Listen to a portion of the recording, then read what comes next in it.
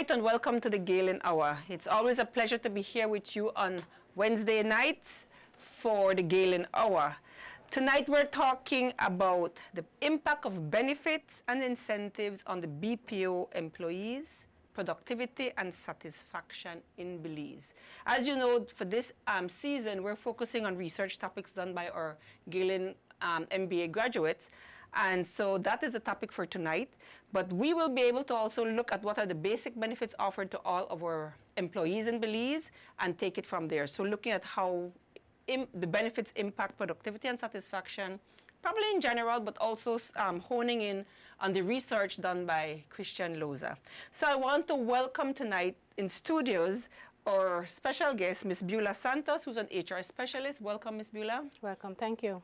Thank you for joining us tonight. We have coming in virtually Mr. Christian Loza, who's a Galen alumnus and the researcher for the MBA topic, the MBA graduate who researched the topic that we're focusing on tonight. Welcome, Christian. Hi, good night. We're not hearing you, Christian. Good night. Can you hear me now? Yep, but welcome. So Christian will be joining us tonight. I'm Diana Gomez Perfit, and it's always a pleasure to be here with you on Wednesday nights. And this particular season is very interesting because sometimes we think that enough research is not being done, and we have a lot of research being done that can absolutely be built on for the benefit of our country and our people, and obviously in this case for employers. The Galen Hour, as you may know, is a production of Galen University. It focuses on Galen's commitment to academic excellence. At least it showcases it for sure. It promotes sustainable development and it fosters a culture of lifelong learning. Those are the pillars on which Galen is built. So stay tuned, and we'll be right back after a quick break and after we get Christian's mic sorted out. So it's just about a minute or so. Stay tuned for the Galen Hour. Oftentimes, it only takes a spark to ignite the fire that burns inside of us. At Galen, we're committed to academic excellence, and our student-centered service is available to all our Eagles. You too can become a Galen Eagle. Hello, my name is Jarrell Velasquez, and on behalf of Galen University, I would like to extend an invitation for men to come back to school. Young, old, near, far, wherever you are. It all starts with a question. What if I really could become a Galen Eagle? And suddenly, the answer feels closer than ever.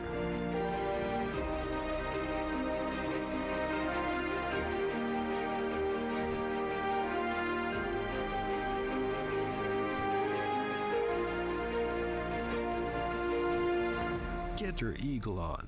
Come soar with the Galen Eagles.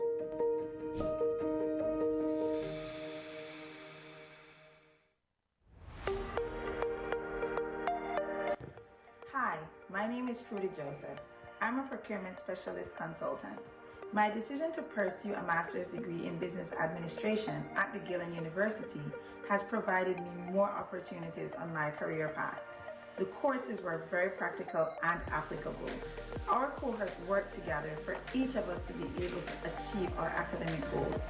The mentorship provided the necessary guidance and support. My degree has aided me to be more rounded and versatile. You too can be a proud Galen Eagle. Welcome back to the Galen Hour. We're joined by Christian Loza, who's coming in virtually. Christian, can we? Yes. Can you good night. Can you hear me? Say something? Can you hear me now?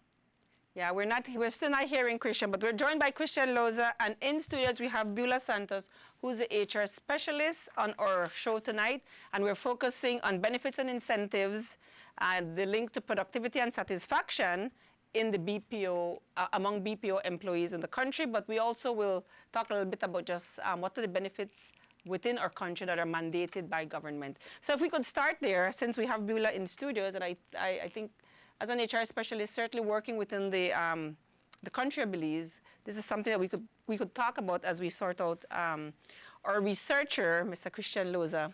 Yeah, so I know Social Security is one of the benefits that all employees in Belize must pay into, and employers must pay for our employees. So we can start there. That's the very basic. And I think, no, I know that everybody who's employed has that benefit, right? So that's a basic benefit. Can you just quickly tell us a little bit from your HR perspective, what else comes with, what are the benefits that comes with the Social Security contributions? Yes. So we have what we call short-term benefits, and those are, just as the terminology requires, in the short term there are sickness benefits that can be received by an employee. You have maternity benefits, as well as employment injury. And for long term, you have retirement, you have a funeral grant for those persons that pass on. And for the dependents of those persons that pass on, you have a survivor's benefit that you can receive. You also have invalidity. Let's say you are sick and it's a prolonged illness and it goes beyond the required time, then that moves into an invalidity benefit. So there are benefits and there are gains for paying Social Security as an employee. Okay, great. And that is what every employee gets when they work or are Yes, they're employed covered. in Belize. So I Yes. just wanted, because sometimes, we have no benefits. We all have Social Security benefits. That's the basic, right? Yes. And of course, then we look at what else is tacked on to benefits packages by our employers. And Yes, of course, we look at the incentives and how these tie into productivity and satisfaction, which is a lot of where the research done by Christian comes in. Christian, are you still there with us? I guess not. So we can look a little bit more about, talk a little more about the salary structures and bonuses. From an HR's perspective, what do we know to be the salary structure and bonuses and performance incentives that are important to motivating employees? It depends on the category of employees, if you want to call them that. From what I read on Christian's research, he categorized them by the millennials, the Gen Zs, the Gen Y, and what that has done is that it has significantly changed and shifted the way persons realize compensation and benefits in the environment of the space where they work. And traditionally, where you would have baby boomers, where they want that stability and longevity, you now see a shift to where persons want to really enjoy benefits, but they want it in a shorter time. And so they want more immediate benefits as opposed to longevity and wanting to see it in the longer run. They want to see it up front and now rather than wait for it. So that is one of the shifts we really need to look at.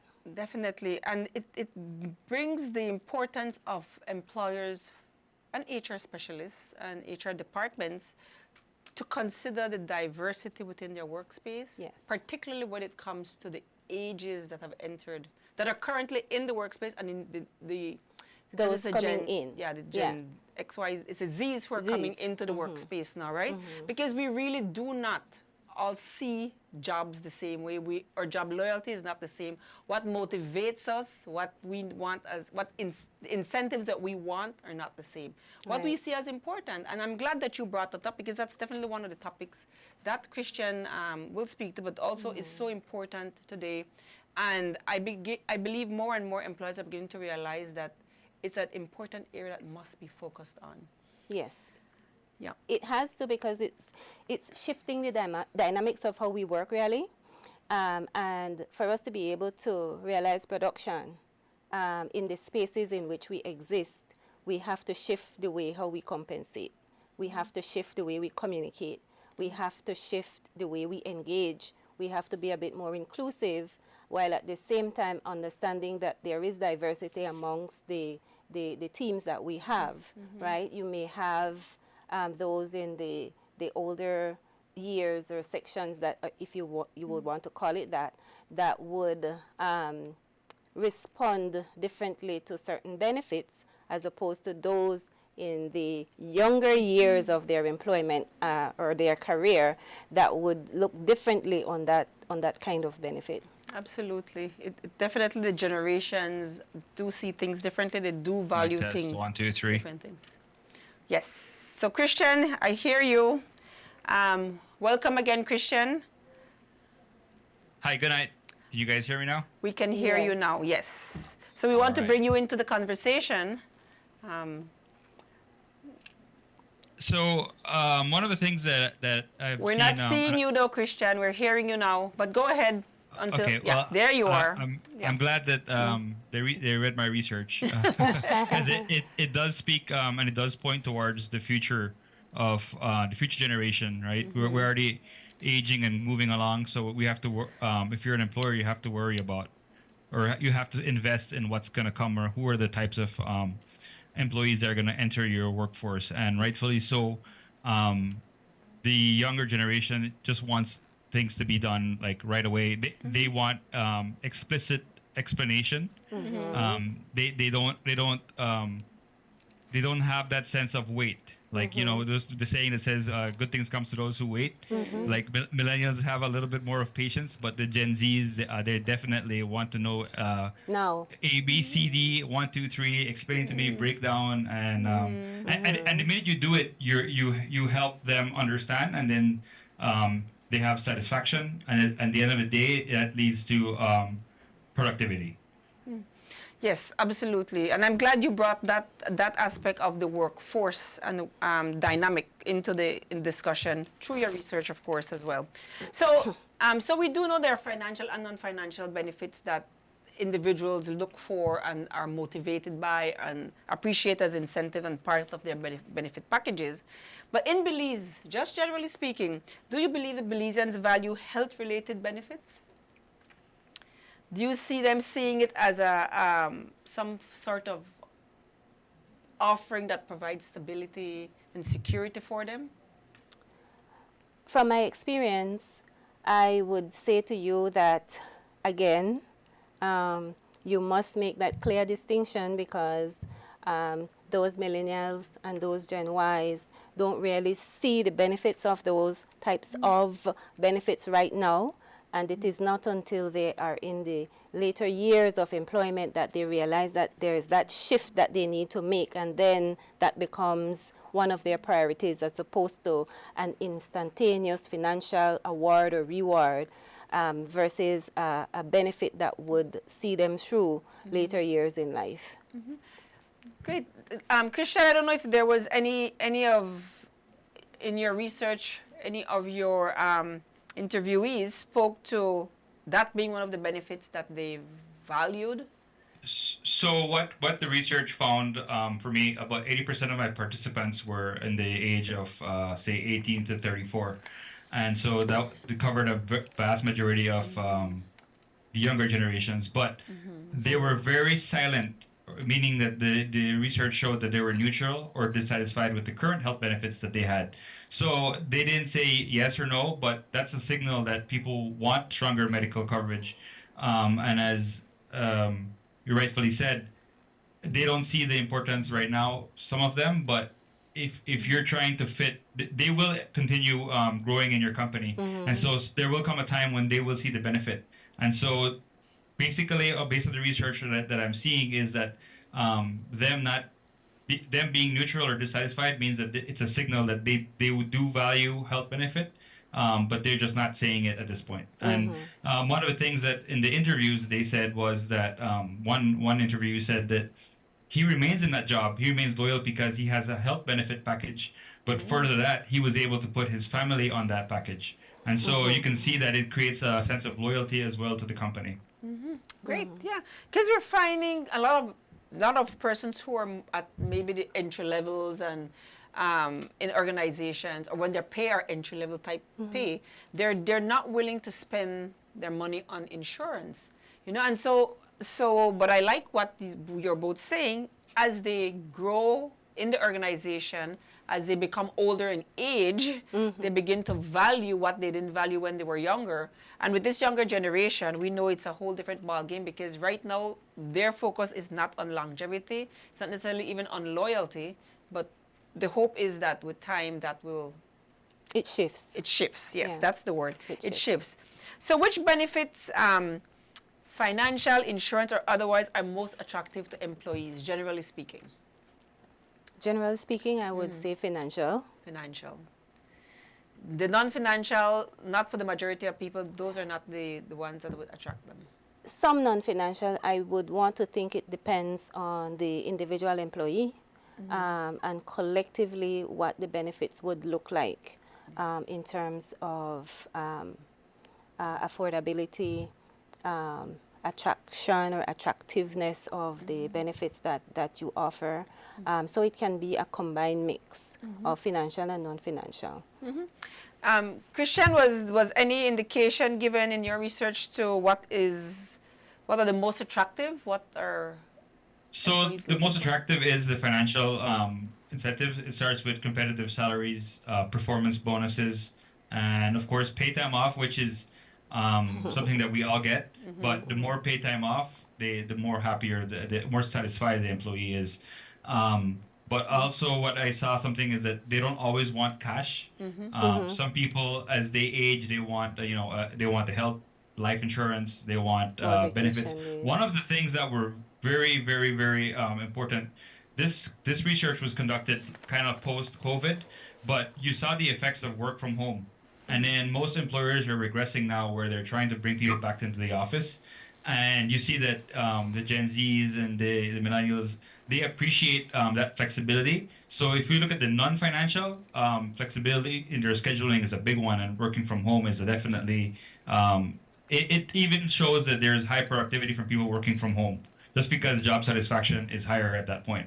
But if we stayed with the financial part in terms of cash benefits, they want it to be cleared in terms of how do I get this cash bonus. They don't want they don't want the manager to leave it to them as if the management will decide on who will get the bonus. They need to know A, B, C, D on how they're going to achieve that bonus. Yes. Yeah.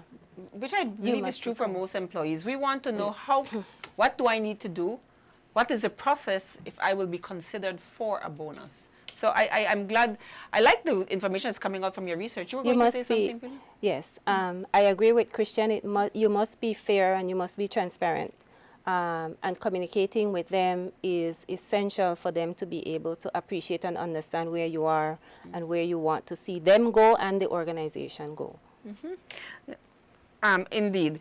So if we were to, just generally speaking, because I know we want to talk about productivity and satisfaction as well, but if we were to, what is a good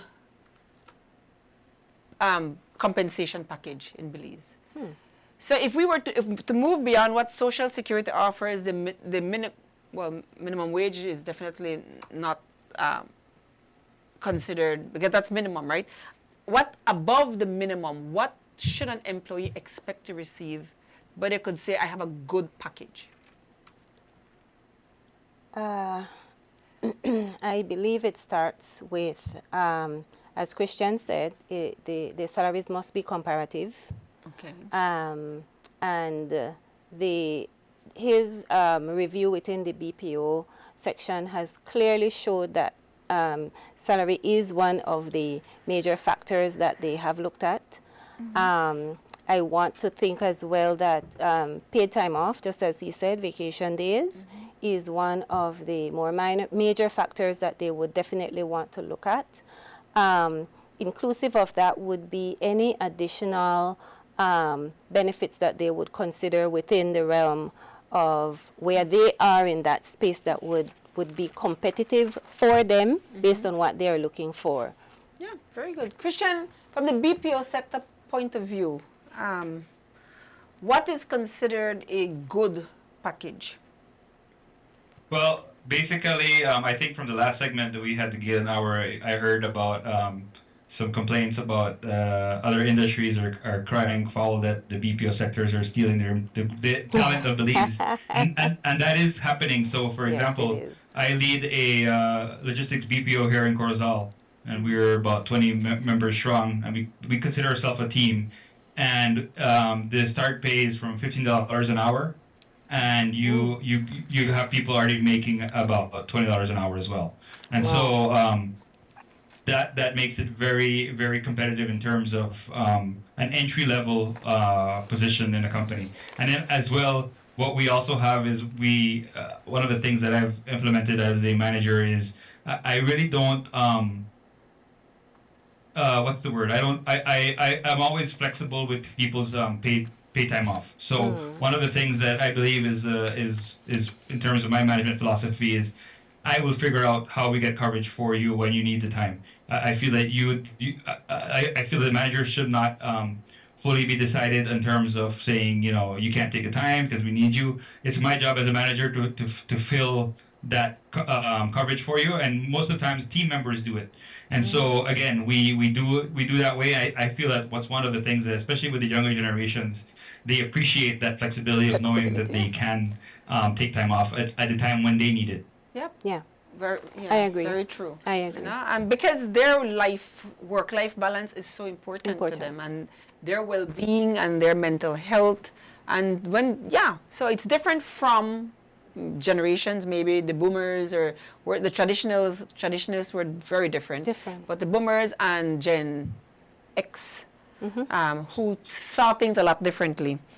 So an example that I could give you is I'm a millennial, and I really don't take sporadic time off. I plan my paid time off. I would go for a week or 2 weeks out of the year, and then I don't miss any time from work. But I can't say that for the Gen Zs. I've had situations where half day through the day they say, "Oh, my little brother is gonna have a football game, and I want to show up to the football game."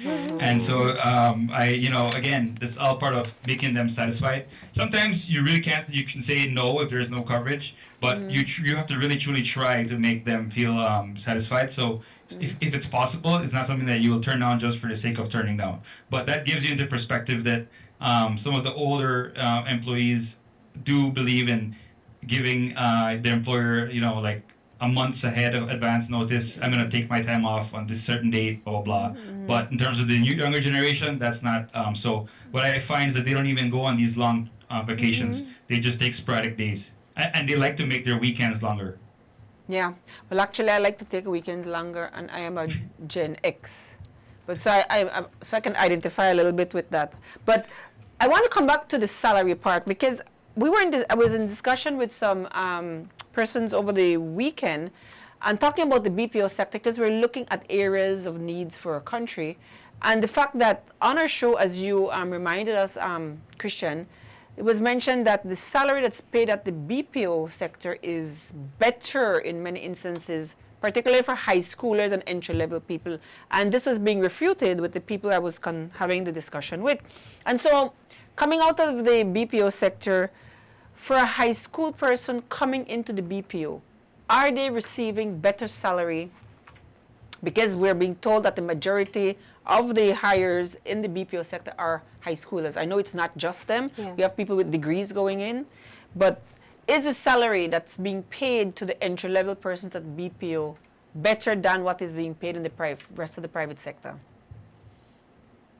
Well, I wouldn't be able to, the research doesn't cover that, but what I can say from observation would be there's a lot more availability and opportunities in the BPO sector. As you know, there's a workforce of 15,000 to 20,000 strong. And so as more graduations are occurring, there's more opportunities for that entry level in the BPO sector as well. But also as a person who joins any BPO, they gain upskill. They become, they start learning, and then one of the things that other BPOs do is they poach other BPO employees and pay them more. And so, especially as we in Belize, we're starting to get to a level where, for example, the BPO that I lead we're not a call center. We're actually a back office operation. So we're providing from operations to sales functions to accounting functions to a company in the United States. And so, but again, we do like people that have BPO call center experience. And so that's the way I would put it, that there's a lot more opportunity for the entry level people to come in. And so, as for example, as somebody trying to wait for a job in, I don't know, a government sector or at the bank.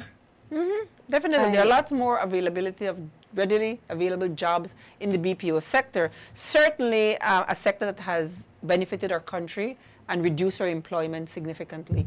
I will say to you that from the experience of not being in the BPO sector, that the competitive salary, as you call it, compensation, has certainly forced the private sector, as you call it, to revisit their salary structure based on how competitive it is within the BPO sector. It has forced us to revisit that. Yes, very good. So indeed, the BPO has created change and positive change for employees, I would want to think. Well, we've already touched on this, but the work-life balance that employees are looking for. Christian, can you speak a little bit more to that from your research within the BPO sector? Is that one of the benefits that you find? I mean, I think you kind of talked about wanting, you know, sporadic holiday, time off and stuff, but is there more to, did your research find out more about that aspect of the benefits that are desirable? Well, it's company versus company base. One of the things that we know that the call centers are very demanding in terms of presence, meaning that they even work like national holidays. And so I can't speak for the vast majority of call centers. So what I did find is that as the employee starts maturing and, you know, becoming like a team lead, that's when they access that flexibility in scheduling, because then now they're managing other people. And so as long as the work is getting done, they're able. But if you're just entering the workforce at a call center or a BPO, there's high demand for you to be present. And so you're not going to have access to that flexibility right away. You have to earn it in a way, basically. If I'm not mistaken, the BPO sector or BPO employees were identified as essential service. The last time essential services were being identified due to emergency situation within the country, we found that quite interesting and peculiar, because from where we sit, we would not think that the BPO service is an essential service. Would either of you be able to speak to why that sector would be categorized as such? They're categorized as an essential service because of the fact that the vulnerability of we're competing with the world, India, other places that provide BPO services, and so if we were to shut down or treat the BPO sector as we would other companies in Belize or just a regular shop or a small operation, we would probably be losing clients if we shut down for any little thing. And so that's part of it. So the law, I believe, was made that way. So especially it was during COVID, so they could be able to have that mobility out of their house and be able to. So because one of the things when we go into a state of emergency, you guys know that the police are normally patrolling and they'll ask you what are you doing out of your house. But if you show an ID that you work at a BPO, they would normally just leave you alone. And so again, I believe it's just the government was doing it in a way to ensure that the companies have that viability to continue operations even during certain emergencies. But what I can say is that in the BPO that I lead, once we have like a serious, like a hurricane's about to impact, we shut down, and our partners in the United States understand and they provide coverage for us. But I can't say that's the truth for others as well, because the research doesn't really touch that topic. I'm just sharing my experience. Yes, which we appreciate. You were going to say something, Ambula? I thought. I was going to agree with Christian on what he shared just now. And that is what my understanding is as well, as to why they were determined to be of essential service. Yes. And it's understandable, the way it's been explained.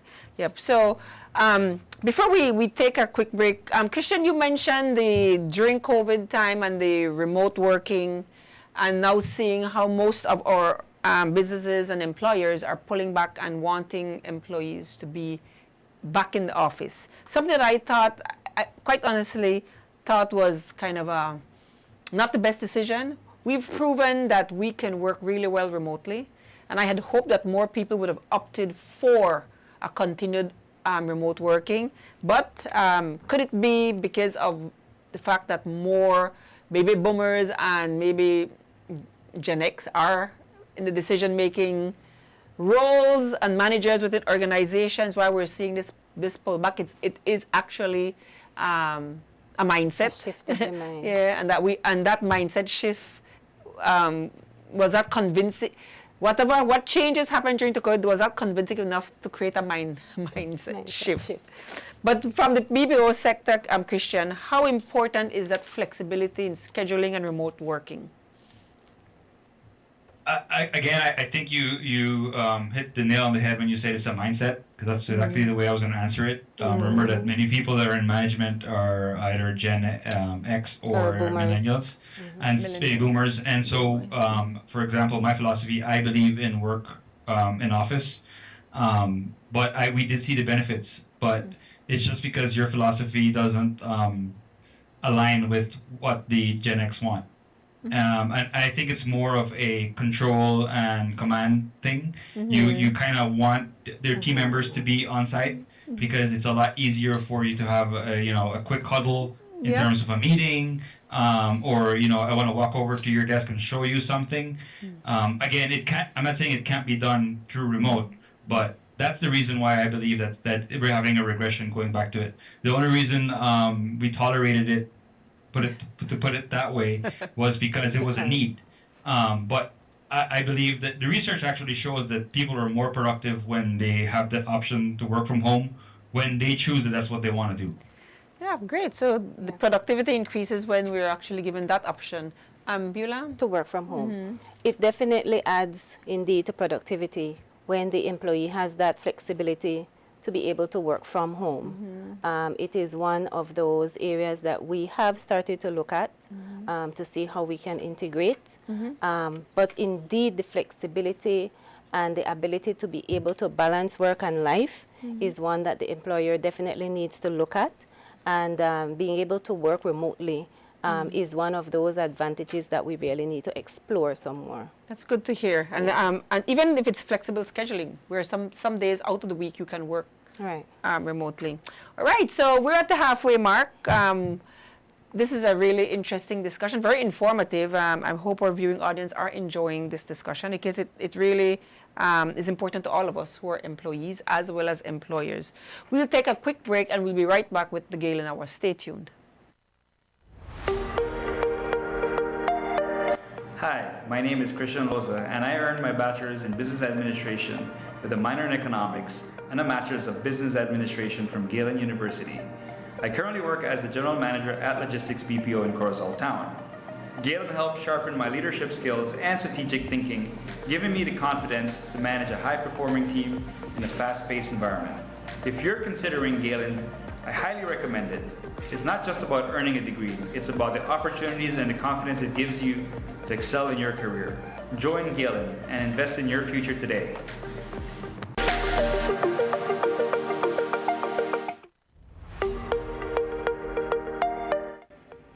Hi, my name is Anne-Chris Eck, and I'm the Benefits Administrator at Atlantic Insurance Company Limited.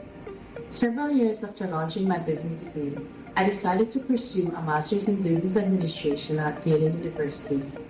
I must say, the rigorous curriculum and expert team of advisors and lecturers not only enhanced my business acumen, but provided me a strong foundation to execute my current role.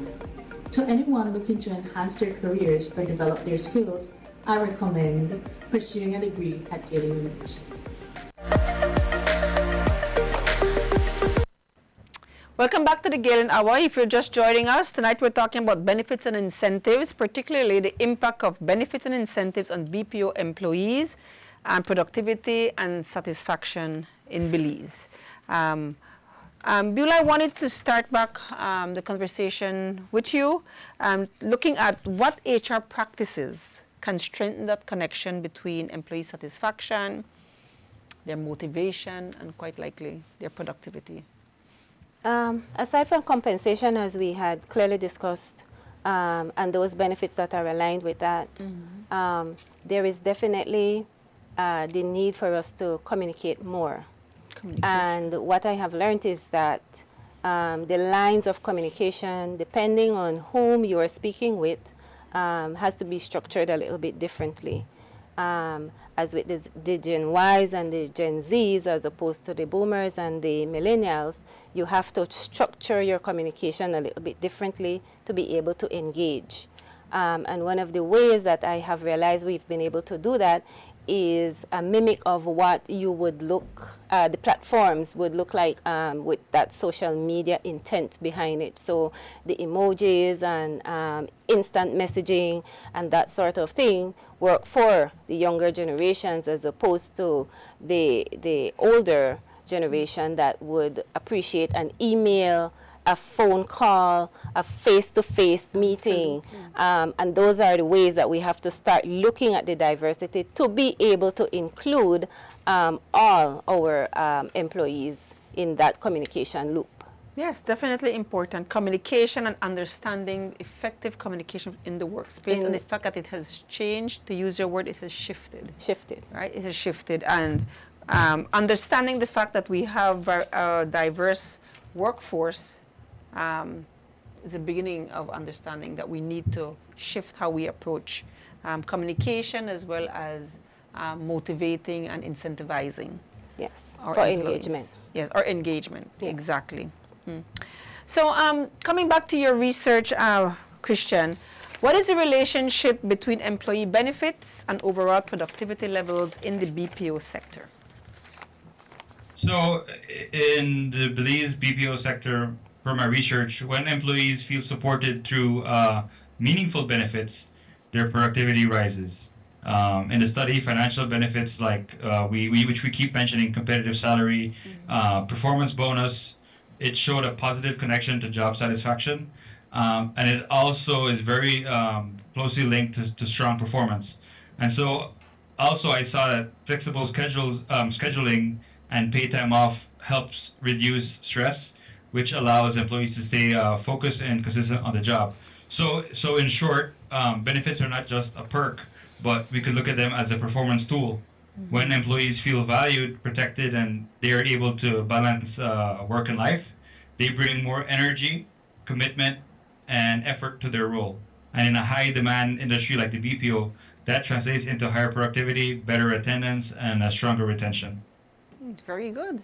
I like the fact that you said benefits are performance tools. From an HR perspective, I mean, and I agree, because, and it's not only financial benefits. I mean, my ability to, in the example that Christian used, to take time off if I need to do something for my significant other or my child. That's important to individuals. Being able to go to my, as in the case, my younger siblings' football game, right? So those are things that are very important.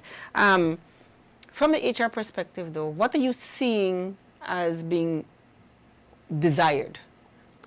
Aside from the flexibility, the compensation and the benefits, as Christian spoke to earlier, there is also the need for us to recognize that job satisfaction and our employees feeling valued as a valued part, a team member, a team player, part of the family.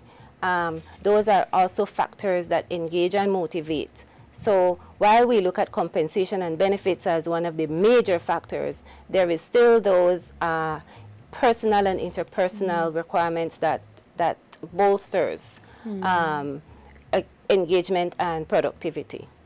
Indeed. How important to employees is opportunity to get training and development or even education paid for? Christian, did that come out as an important enough benefit for the BPO sector?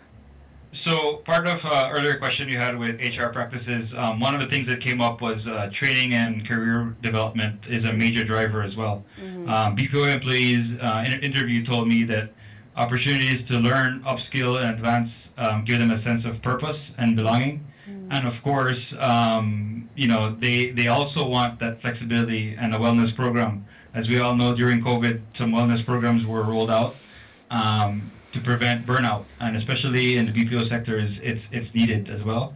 And so I'm sure that Beulah can discuss in terms of HR how they have to roll out these wellness programs for employees. Yes, it certainly is. And it's definitely a part of the work-life balance, Christian. And one of the ways we have deemed to do that is we have a wellness day. And surrounding that wellness day are activities that we would engage staff in. There are preventative care initiatives that we would undertake. We have a health day. We may have activities such as gym membership, indeed. And what we have done to try to motivate is we say, okay, we will sponsor a half of your gym membership fee, so the employee feels a bit more welcome and engaged in terms of, okay, the employer is trying to ensure that my wellness and my well-being is their first priority. Good. I hope for the employers who are listening in and doing a lot of what we're talking about, that they feel good about what they're bringing to our employees, because not everybody takes time out for a wellness day. That is one of those beyond the regular benefits type of thing, but it is very important now. Yeah. I will thank Galen University and our provost, because we did do a wellness day, and we have a wellness challenge going on. Karen Nusita came in and spoke to us, and she speaks very frankly. Yeah. So if you're not ready to hear the truth, then don't listen to Karen speak, because she will tell you the truth, right? Yeah. And so organizations are stepping up and doing more, Yes. right? How about enhanced paternal leave? We know maternity leave for women is 14 weeks. 14 weeks, and we must give women their maternity leave. But is there any consideration being given for the fathers who are also part of this young addition to the family's life and the stress that comes with? Yes, I can say yes, that is one of the factors, and that is one of the benefits that we have considered, and it's called a paternity leave, and it's paid time off as well, and in our instance it would be 5 days. In our instance, who's our? The employer. Oh, the My employer. Your employer, yes, my okay. employer. So is this a paternal benefit something that we should expect organizations to extend to their fathers? I would say yes, because particularly in instances where the wife may be a housewife and the husband may be that breadwinner, I believe even if it's a short time off, to be at home with that wife to be able to support and assist goes a long way. It's a part of work-life balance, as we are talking about.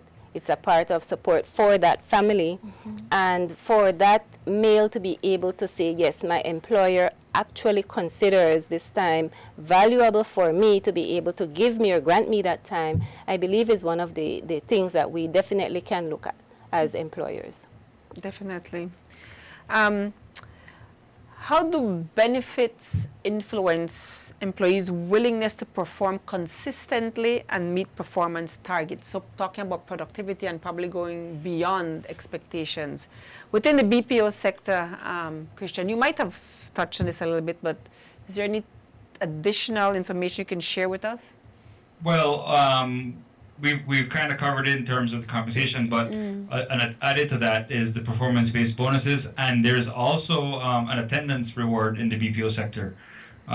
So it specifically links the greater consistency and punctuality of employees, and so employees respond very well to rewards that were clear, achievable, and connected to their actual work. So again, the one with attendance, if they know that they show up and there's going to be a reward at the end of the day for attendance, they actually are on time, and they wouldn't miss unless they really have to, or they would plan it with a PTO. We also saw that non-financial benefits, again, especially flexibility and wellness support, helps manage employees' stress and also avoids burnout. And that matters because when people aren't overwhelmed, they perform at a higher and more consistent level. So also benefits don't just make employees happy, they create the condition for sustained performance, which is what the company wants. There has been a saying, I remember Dr. Consuelo said, HR is not about the people, but it's actually about the business. And so the people are the driving force of the business. And so if you look at it that way, you want to sustain performances. And so when companies invest in their people's well-beings and recognize their effort, employees will reciprocate that with focus, dependability, and a strong drive to meet their targets. I agree with that. And what I wanted to add to that as well, Christian, is that it enhances and it supports retention as well. Yes, it does. Yes. Yeah. When employees are satisfied, feel happy, feel valued, those are some of your words. Definitely, we see better performance, more productivity. We don't have a high turnover. In the BPO sector, what are the, and I'm wondering if at this point we might be repeating ourselves, but I still find you coming with different angles and information, Christian. So I'll ask this question nevertheless. What are the key motivators that influence employees to remain with their current BPO employer? I would say the number one factor would be that flexibility option, meaning they have flexible time off and they're able to have a work from home, even if it's a schedule where you have 1 or 2 days off, where you can do it. Currently, the company that I lead, we don't offer work from home, and so what I do have is we do have the flexibility in terms of PTO, and so people are likely to show up because they feel supported, and so when you do that, you actually help with retention in terms of keeping people to want to. With so many options out there now, the employers have to tailor benefits that will make sure that you reduce your turnover. Yeah, to attract and retain. To attract and retain. Is the turnover in the BPO sector high? Yes. It is? Yes. It's again, it's very competitive.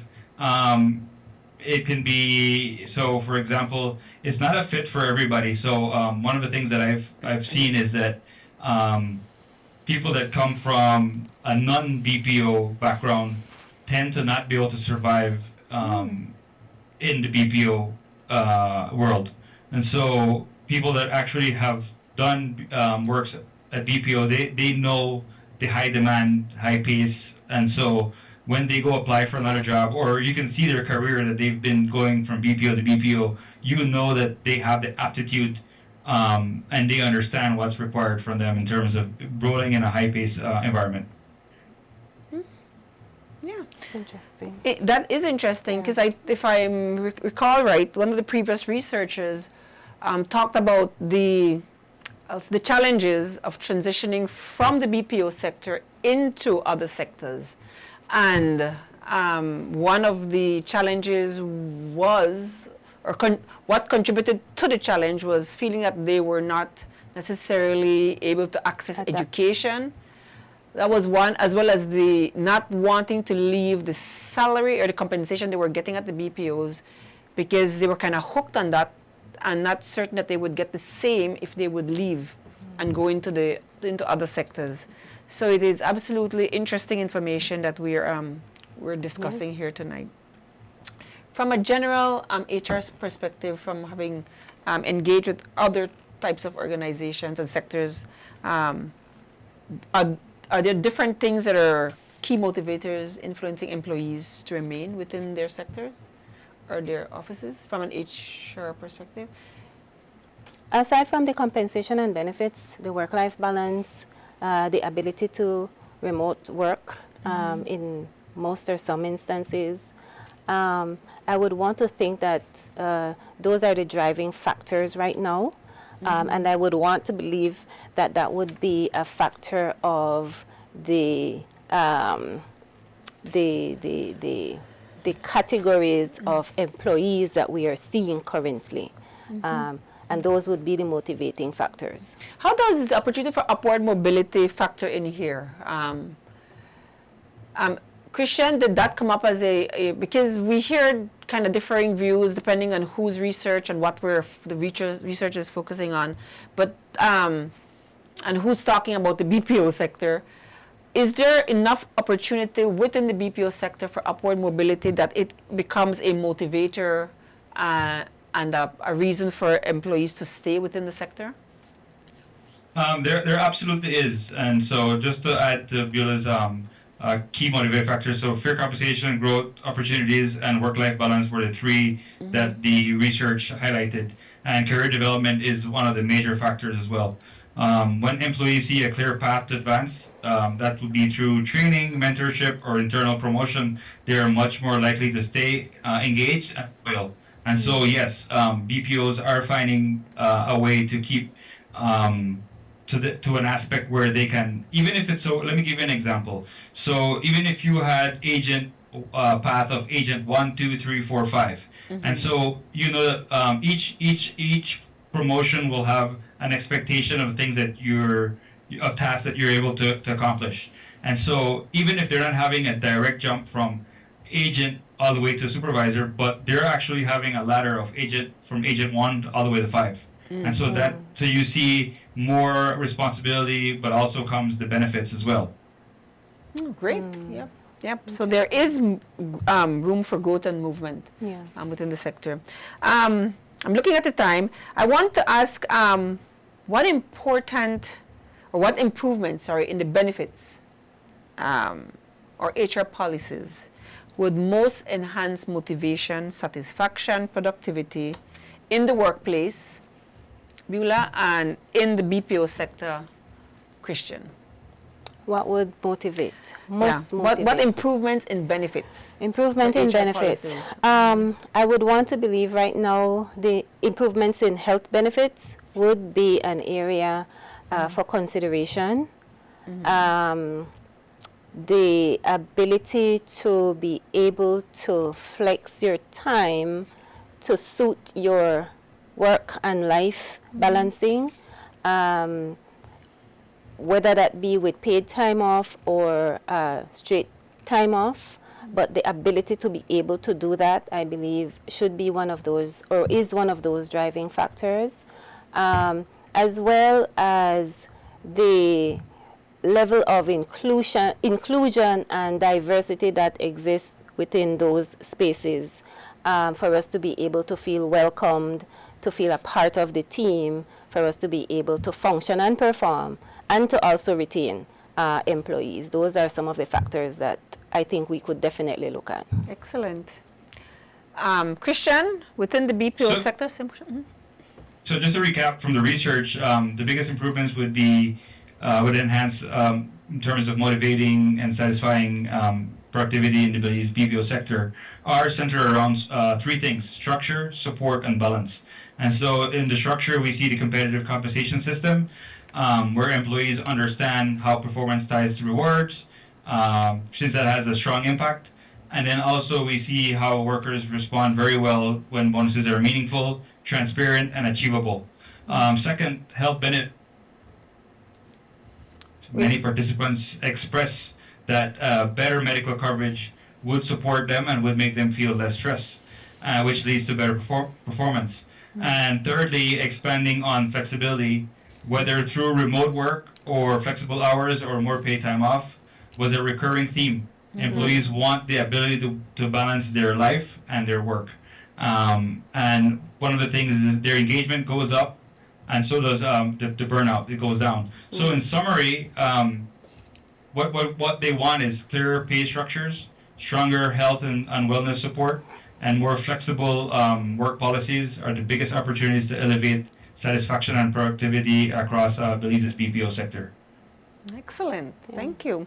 All right. So, Beulah, any last words? Well, thank you for the conversation. Thank you for the invite. Thank you, Christian, for being a part of the session with us. Thank you for being here. Thank you for joining us. It has been a pleasure having you and coming with such knowledge from the HR perspective. So, Christian, last words? So thank you, Deanna, for having me, and it was a pleasure also sharing this space with you, Beulah. My last words would be, at the end of the day, Belizeans just don't want jobs. We want to grow. We want growth, dignity, and opportunity. When companies invest in people, our talent rises, and when our people rise, Belize rises with them as well. Growth, dignity, and what was the third opportunity. thing? Opportunity. Growth and opportunity. Yes. Okay, so to our employers who are tuned into the Galen Hour, who will catch us at another time if they're not looking tonight, or employees want growth, dignity, and opportunity. We've talked about a lot of really important topics, and we've heard recurring points and factors repeat themselves. Health benefits being important, flex time, ability to work-life balance. So there is a lot that can be done. It might not take a lot of investment to make these changes, but certainly we're hoping that within our business and productive sectors that our employers are hearing the cries of the employees, listening to the shift that's happening within the workspace, realizing the importance of communication. Thank you for bringing that up, Beulah, because a lot of times that becomes the crux of effective business management, leadership, and overall success. It is always a pleasure to be here on Wednesday nights with you talking about these very important topics. I'm finding this particular season very engaging, and I am grateful and thankful that you join us on Wednesday nights. And I want to say to you, join us same place, same time next week for another episode of the Galen Hour. Have a good night and thank you. Thank you, Beulah. Thank you, Christian. Thank you. It's been a pleasure. Good night.